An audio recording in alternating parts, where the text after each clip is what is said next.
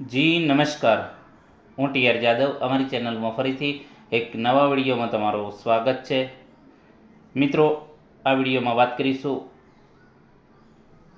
Diploma અને બીએસસીના pass out ઉમેદવારો માટે ઇન્ડિયન ઓઇલમાં સારી એવી ભરતી છે, નોન એક્ઝિક્યુટિવ.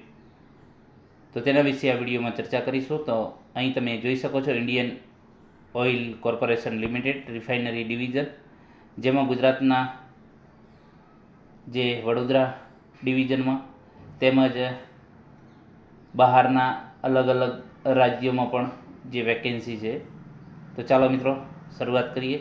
તો અહીં તમે જોઈ શકો છો Indian oil corporation limited advertisement number અહીં આપેલા છે. 20/12/2025ના રોજ જાહેર થઈ છે. Recruitment of non executive personal. તો મિત્રો અહીં જોઈ શકો છો જગ્યાઓ અલગ અલગ કેટેગરી વાઇઝ આપેલી છે. અને જે post junior engineer assistant production, જેમાં અહીં તમે જોઈ શકો છો જે રિફાઇનરી ગુવાહાટીમાં આવેલી છે, બરોનીમાં, ગુજરાતમાં, હલ્દિયામાં, મથુરામાં, બરાબર. તો એ માટેની અહીં તમે જગ્યાઓ જોઈ શકો છો, જેમાં ગુજરાતમાં 75 જગ્યાઓ છે. સારી એવી જગ્યાઓ છે જુનિયર એન્જિનિયર આસિસ્ટન્ટ માટેની.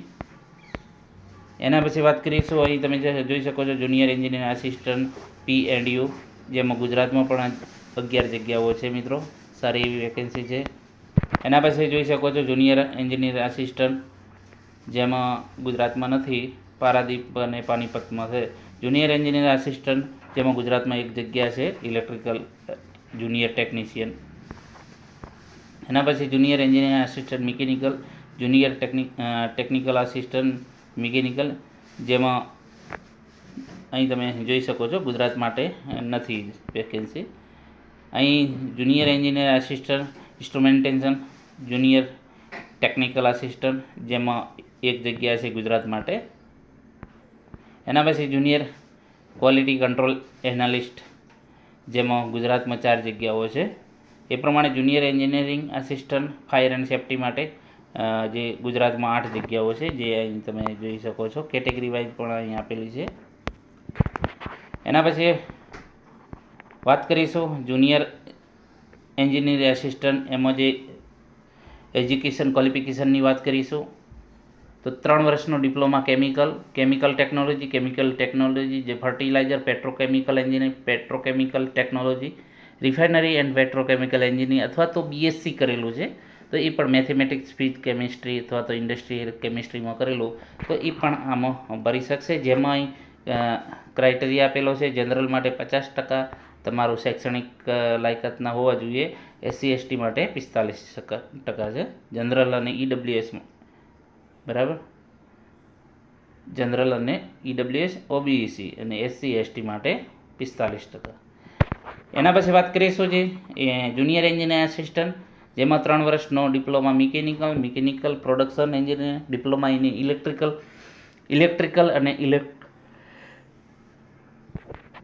Electronics, electric power system, electric engineer. એના પછી BSc હોય તો પણ આમાં ફોર્મ ભરી શકાય છે. એના પછી જો સર્ટિફિકેટ છે તમારી જોડે, boiler competency certificate with 2nd class અથવા તો national apprentice certificate in boiler attendant, તો પણ ITI-વાળા પણ આમાં ભરી શકશે. એના પછી જુનિયર એન્જિનિયર આસિસ્ટન્ટ 3 વર્ષનો diploma in electronics, electric power system, electrical engineering, જેમાં જે ક્રાઇટેરિયા છે સેમ જ છે. જનરલ અને EWS OBC માટે 50, જ્યારે SC/ST માટે 45 છે. એ પ્રમાણે જુનિયર એન્જિનિયર આસિસ્ટન્ટ માટે તમે અહીં જોઈ શકો છો 3 વર્ષનો diploma electrical and electronics, electrical power system, electrical industrial control, બરાબર. જે ક્રાઇટેરિયા સેમ છે બધા માટે. એના પછી જુનિયર આસિસ્ટન્ટ જે જુનિયર આસિસ્ટન્ટ જે મિકેનિકલ 3 વર્ષનો ડિપ્લોમા મિકેનિકલ પ્રોડક્શનમાં, બરાબર. એના પછી જુનિયર એન્જિનિયર આસિસ્ટન્ટ ઇન્સ્ટ્રુમેન્ટેશન, તો 3 વર્ષનો instrumentation and electronics, instrumentation and control engineer, applied electronics, instrumentation, electronics અને ઇલેક્ટ્રિકલ એન્જિનિયરિંગ, બરાબર. તો એમાં પછી જુનિયર ક્વોલિટી કંટ્રોલ એનાલિસ્ટ, એમાં BSc mathematics, physics, chemistry, industrial, બરાબર. જે ક્રાઇટેરિયા સરખો જ છે. એના પછી જુનિયર એન્જિનિયરિંગ આસિસ્ટન્ટ ફાયર અને સેફ્ટી, તો એમણે આઈટી 10+ ઇન્ટરમીડિયેટ એટલે 10+12 પાસ, સબ ઓફિસર કોર્સ NFC એટલે નાગપુર અથવા તો ગવર્મેન્ટ કોઈ પણ ઇન્સ્ટિટ્યૂટમાં કરેલો હોવો જોઈએ, ને વેલિડ હેવી લાયસન્સ હોવું જોઈએ, vehicle driving licence. Physical standard અહીં તમે જોઈ શકો છો એ માટે આપેલો છે, જેમાં ધ્યાને લેવાનું છે મિનિમમ 165 સેન્ટીમીટર જે હાઇટ હોવી જોઈએ.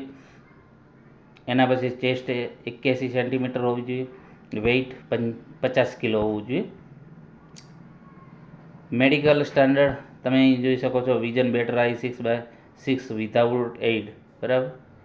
નો colour blindness, no night blindness, must have be no knee, બરાબર.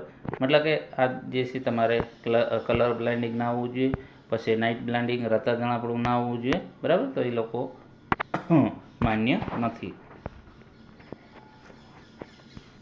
એના પછી વાત કરીશું જે આ બીજી સૂચનાઓ આપેલી છે. એજની વાત કરીશું. એજ લિમિટ અહીં તમે જોઈ શકો છો કેટેગરી વાઇઝ આપેલી છે, જે 31/12/2025ના રોજ એજ ગણવામાં આવશે, જેમાં જનરલ અને EWS માટે 26 વર્ષ, SC/ST 31 વર્ષ, OBC નોન ક્રિમિલિયર સર્ટિફિકેટ માટે 29 વર્ષ આપેલા છે. અને બીજી PWD માટે તમે અહીં જોઈ શકો છો, અને એક્સ સર્વિસમેન માટે પણ અહીં તમે જોઈ શકો છો. એ પ્રમાણે તમારે એજ ક્રાઇટેરિયા છે. સિલેક્શન મોડ કઈ રીતનું છે, તો તમારે selection method computer base test લેવામાં આવશે. એના પછી સ્કિલ, પ્રોફેશિયલ અને ફિઝિકલ ટેસ્ટ લેવામાં આવશે. જેમાં કોમ્પ્યુટર ટેસ્ટની વાત કરીશું તો ઓબ્જેક્ટિવ ટાઈપના પ્રશ્નો હશે 100, એમાં એક પ્રશ્નનો 1 માર્ક્સ હશે અને 120 મિનિટ તમને સમય આપશે. એના પછી વાત કરીશું જે તમારો જે સિલેબસ છે, અહીં તમે જોઈ શકો છો, જેમાં તમારા સબ્જેક્ટનું 75 માર્ક્સનું હશે, ન્યુમેરિકલ એબિલિટીનું 15 માર્ક્સનું હશે, જનરલ અવેરનેસનું જે છે 10 માર્ક્સનું હશે. એટલે 85 ગુણનું તમારું subject plus general awareness. General awareness 10 માર્ક્સનું છે, સબ્જેક્ટનું 75 માર્ક્સનું, ન્યુમેરિકલ એબિલિટી એટલે કે મેથેમેટિક્સ ટાઈપનું એટલે 15 માર્ક્સનું છે. એમાં પણ તમારે ક્રાઇટેરિયા છે minimum 40 marks in computer CBT every candidate, એટલે કે દરેક માટે 40% તમારે ફરજિયાત લાવવાના.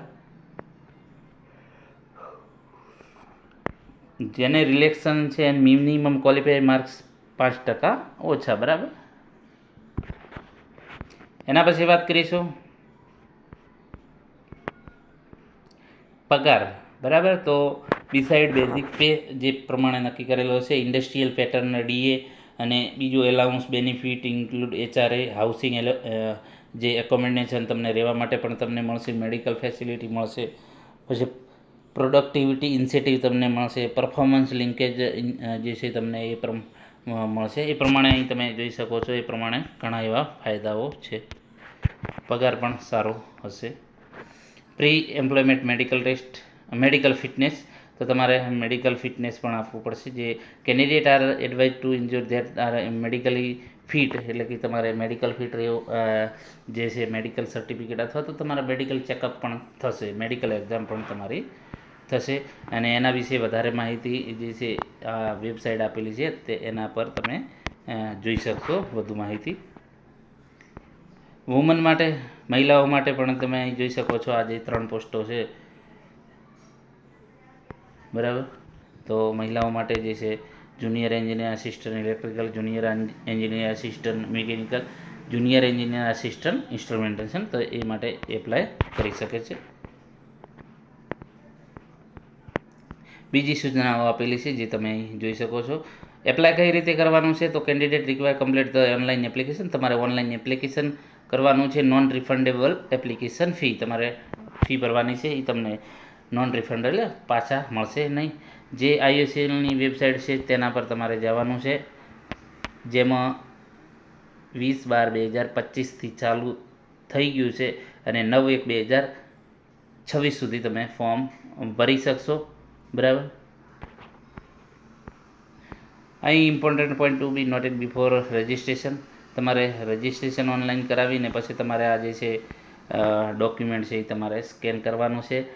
ફોટોગ્રાફ, સિગ્નેચર, અહીં સાઇઝ આપેલી છે ફોટોગ્રાફની, સિગ્નેચર, પછી લેફ્ટ થંબ ઇમ્પ્રેશન, જે તમારો લેફ્ટ થંબ જમણા હાથનો જે સોરી મિત્રો ડાબા હાથનો, એના પછી ઓલ રિલેવન્ટ ડોક્યુમેન્ટ અહીં જે તમને લાગુ પડતા હોય, પછી હેન્ડ રિટન ડિક્લેરેશન તમારે એ પણ સ્કેન કરવું પડશે. જે તમે સિગ્નેચર જે છે કેપિટલમાં લખેલી છે એ માન્ય ગણવામાં આવશે નહીં. બરાબર. એપ્લિકેશન રજિસ્ટ્રેશન કઈ રીતે કરવાનું તો અહીં આપેલું છે, એના માટે તમે જોઈ શકો છો કે જે તમારી વેબસાઇટ પર જવાનું છે વોટ ન્યૂ, એના પછી go recruitment of non executive personal refinery division, એના પછી ડિટેલ એડવર્ટાઇઝમેન્ટ તમે એમાં જોઈ શકો છો, અને એના પછી click here to apply online, એના પર જઈને તમે કરી શકશો. પછી તમારે click here for new registration, એ પ્રમાણે તમે ફોર્મ ભરી શકશો. પેમેન્ટ તમારે ઓનલાઈન જે છે ઓનલાઈન મોડમાં કરવાનું રહેશે. એના પછી અહીં તમે બીજી સૂચનાઓ જોઈ શકો છો. મોસ્ટ આઈએમપી છે, ડેટ યાદ રાખવાની છે તમારે. Date of opening online application 20/12/2025 રોજ જાહેર થઈ ગયું છે.